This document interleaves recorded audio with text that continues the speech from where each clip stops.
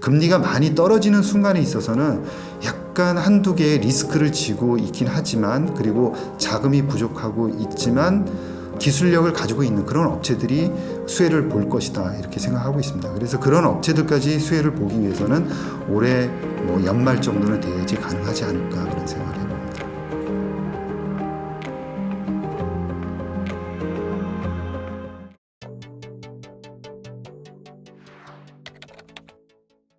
저는 이혜진의 바이오 투자학교 채널을 운영하고 있는 인플바이오 리서치의 이혜진이라고 합니다.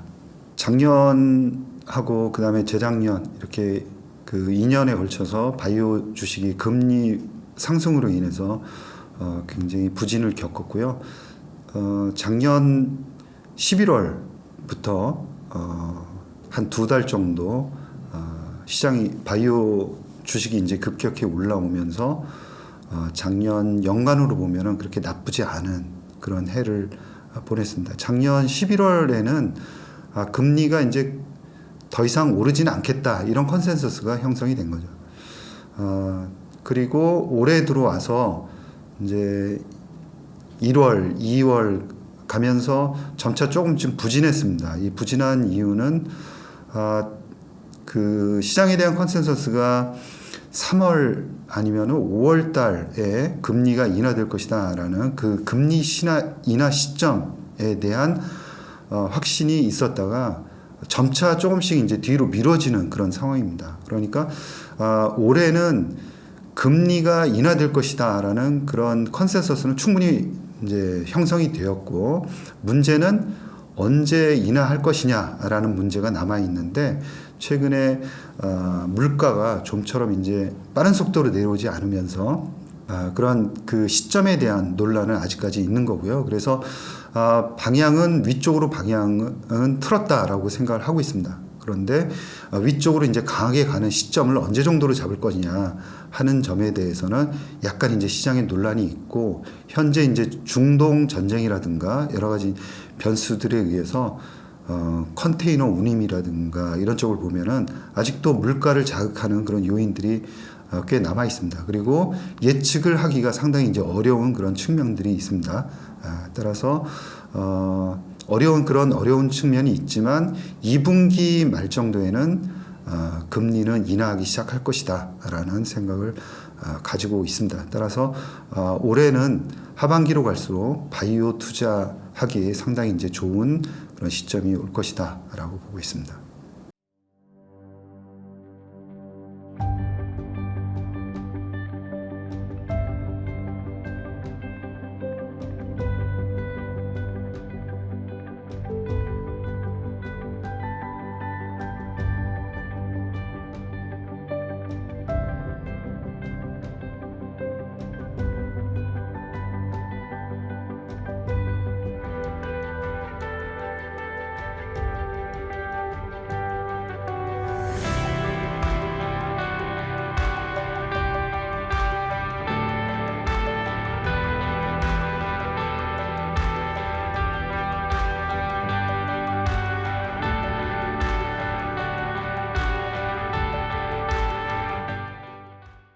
일단 그 분쟁이 일어나게 되면은 물류가 왔다 갔다 하지 않습니다. 그래서 이제 운임이 이제 올라가게 되고요. 그 운임이 또 물건값에 전가가 됩니다. 따라서 인플레이션 우려를 자극하는 그런 요인들이 아직도 산재에 있다, 이렇게 봐야 될 것 같고요. 국내에서 그 이제 북한 관련한 그런 분쟁에 대한 위험, 이런 것들은 이제 어느 정도는 시장에 많이 반영이 되었다라고 보고 있습니다. 문제는 물가에 대한 문제인데요. 이것은 중동 지역에서 실제로 컨테이너 운임이 올라가면서 물가를 자극하는 요소로 작용을 현재 하고 있습니다. 그리고 미국의 이제 인건비라든가 이런 물가 요인들이 아직도 높은 수준을 유지를 하고 있기 때문에 그런 상황에서 각국의 분쟁은 조금 더 물가를 자극하는 쪽으로 작용할 수밖에 없다. 따라서 현재 물가와 관련한 그런 요인들은 아직도 불안 요소가 남아있다라고 보고 있습니다. 바이오는 원래 속성이 불확실성을 많이 띠고 있습니다. 그래서 불확실성이라 그러면은 신약을 개발하기 위한 확률이 그렇게 높지는 않은 거죠.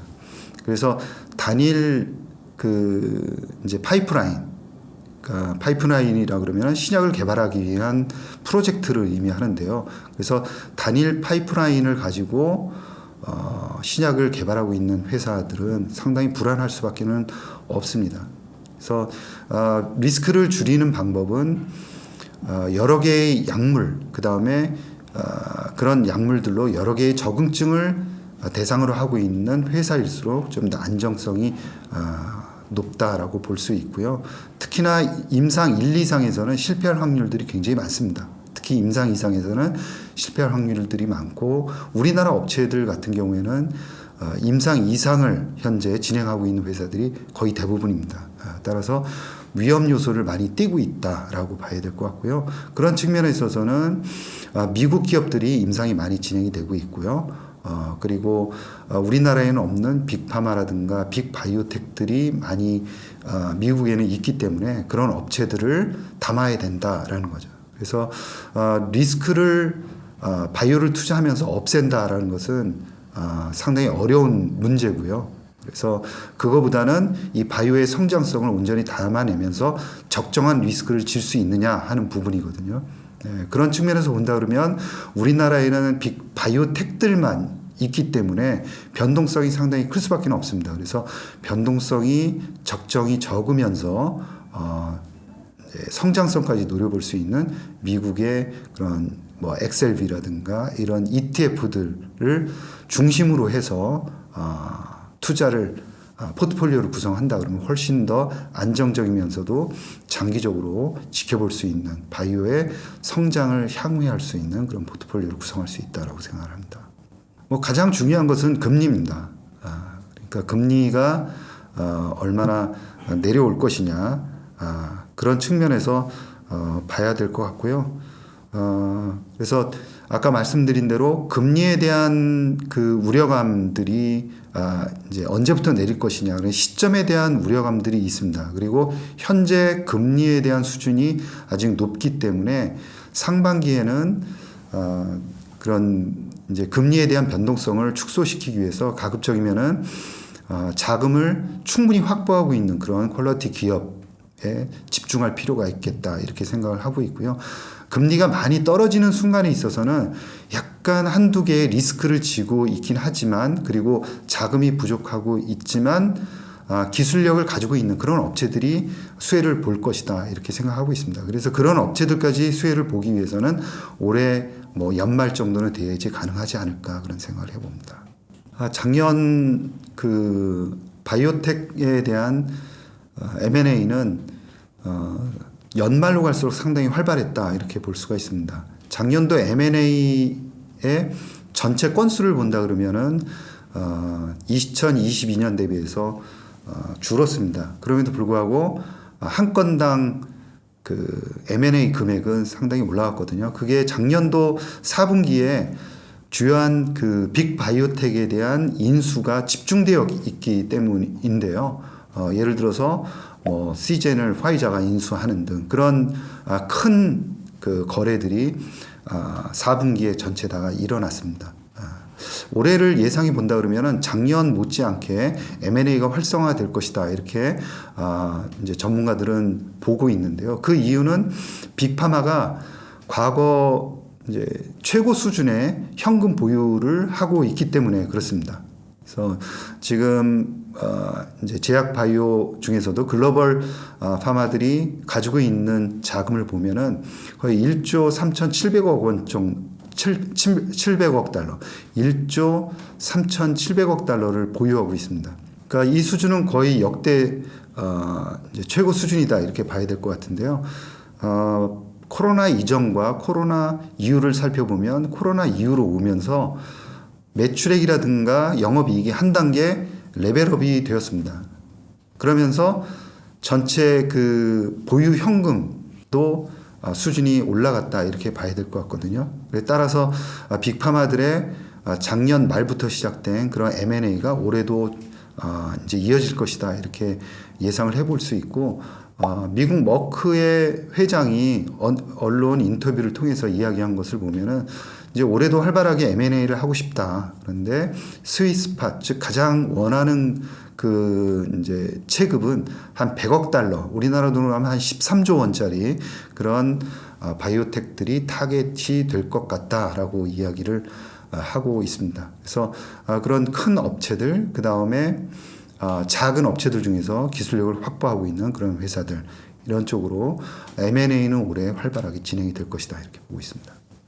역시 그 루닛이 향후에 개발하려고 하는 그 자율형 AI 진단 솔루션을 개발하는 데 있어서 이 볼파라의 그런 그 데이터가 굉장히 중요한 역할을 할 수 있다라고 생각을 하고 있고요. 그리고 볼파라가 가지고 있는 미국의 그런 네트워크들을 활용해서 루닛의 제품도 같이 판매를 할 수 있다. 그렇기 때문에 시너지 효과가 굉장히 크게 일어날 것이다라는 점이 이제 볼파라 인수에 갖는 기대감이다라고 볼 수가 있겠습니다.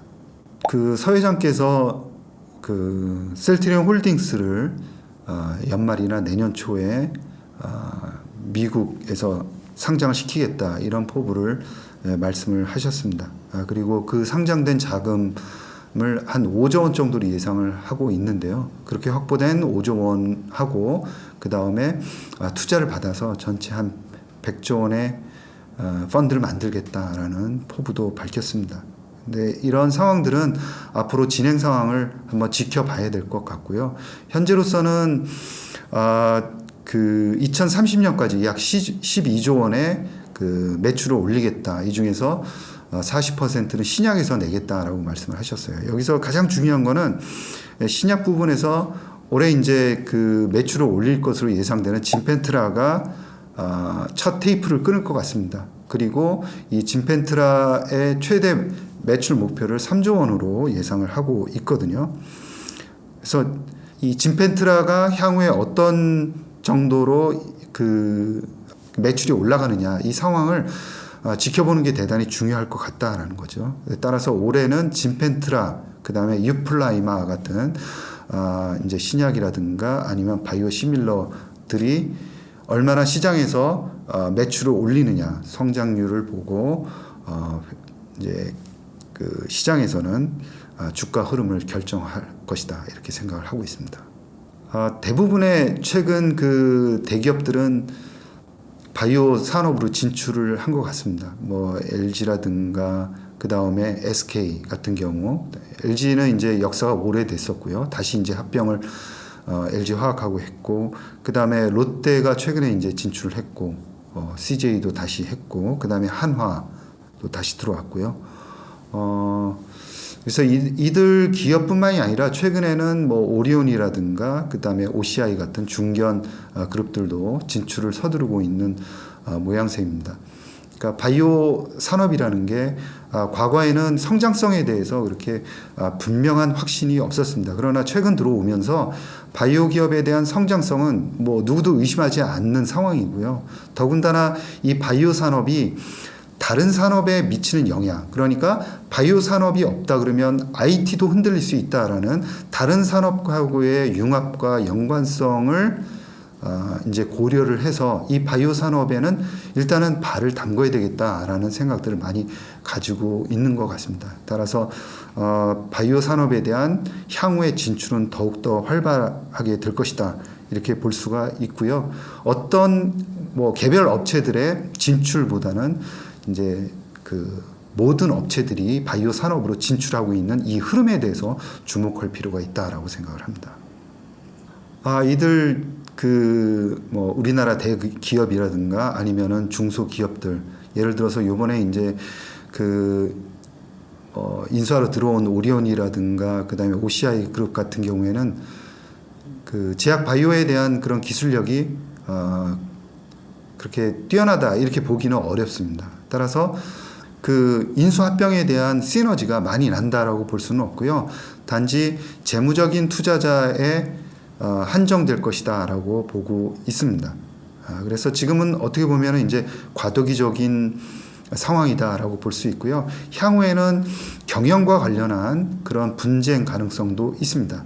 그래서 이런 새롭게 진출하는 그런 기업들은 앞으로 그 수해 년 동안 그런 이제 고전을 면치 못할 수도 있습니다. 그 다음에 시행착오도 겪을 수도 있습니다. 그러면서 성장할 가능성이 있다 이렇게 보고 있고요. 지금은 자금과 그 다음에 또 바이오 기술 간의 결합이다라고 볼 수가 있거든요. 그래서 나중에는 미국 기업처럼 자금과 그 다음에 바이오 기술이 완전히 통합된 빅바이오텍이나 아니면은 빅파마가 우리나라에도 생길 가능성이 있고 그 방향대로 이제 가고 있다라고 볼 수 있습니다. 따라서 지금 현재에는 앞으로 많은 시행착오를 겪을 수밖에 없다라고 생각을 합니다.